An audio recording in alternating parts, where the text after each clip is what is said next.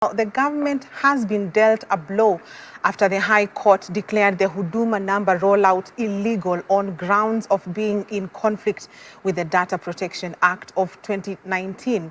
While delivering the verdict, Justice Jairus Ngaah said an assessment was not done before rolling out the Huduma number. In the case, Katiba Institute had moved to court to stop the rollout of the cards by the state, arguing that there is no data protection impact assessment as per Section 31 of the Data Protection Act 2019. Chris Wangoi has more details. On 2nd April 2019, President Uhuru Kenyatta officially launched the Huduma number countrywide registration exercise by the National Integrated Identity Management System, NIMS, in Machakos County. The registration exercise was meant to collect biometric data that would eventually allow NIMS to generate a unique number that will allow Kenyans access to government services. To motivate skeptical Kenyans, government officials and political leaders stepped in to assure Kenyans that all was well, expressing that the Huduma number was revolutionary and will change how Kenyans accessed government services. Hii shughuli ambayo tunaitekeleza leo ni shughuli ya kitaifa na ni muhimu. Hii imeletwa kusaidia, ndio sababu mimi mwenyewe nimejitokeza.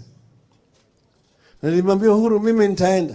The Huduma number issue was received with mixed reactions, especially after information emerged that only those with Huduma number cards will access vital government services.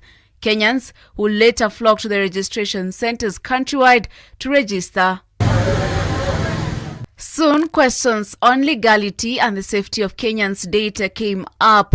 Following this, the Data Protection Act of 2019 was passed in November the same year, an act that saw the need for a Data Protection Commission to be formed and a Data Protection Commissioner be appointed to help implement the act.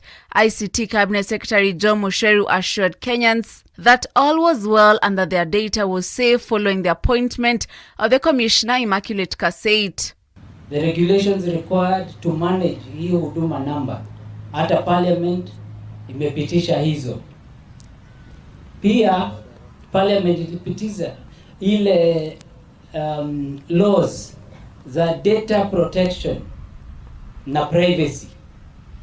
Kwa hivyo ni kuhakikisha nyinyi watu wote hii Huduma card, hii Huduma number ambao unapata imeangaliwa kabisa, hakuna mtu ataweza tumia information yako bila permission yako.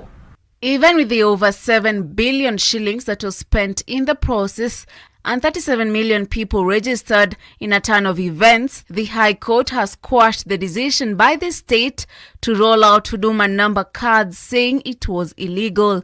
Justice Jairus Ngaah, who made the decision, ruled that the rollout of Huduma cards was in contradiction of the Data Protection Act of 2019. George Ogubi, a digital and tech law practitioner, is of the opinion that the first move of the government should be strengthening the Data Protection Act by enforcing regulations and making it an independent commission to allow it to implement the court's ruling. For the full implementation and realization of this Data Protection Act, then the Office of the Data Protection Commissioner needs to be given the full independence it deserves. You see now that the court has ruled that indeed there was a violation of the Data Protection Act. How then does the Office of the ODPC implement that judgment? Owing to the fact that the ODPC is still under the Ministry of ICT, yet the Act itself provides that it is supposed to be an independent commission, just like any other commission under the Constitution of Kenya 2010.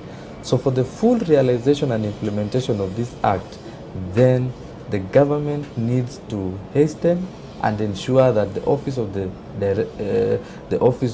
Data Protection Commissioner is given its full independence.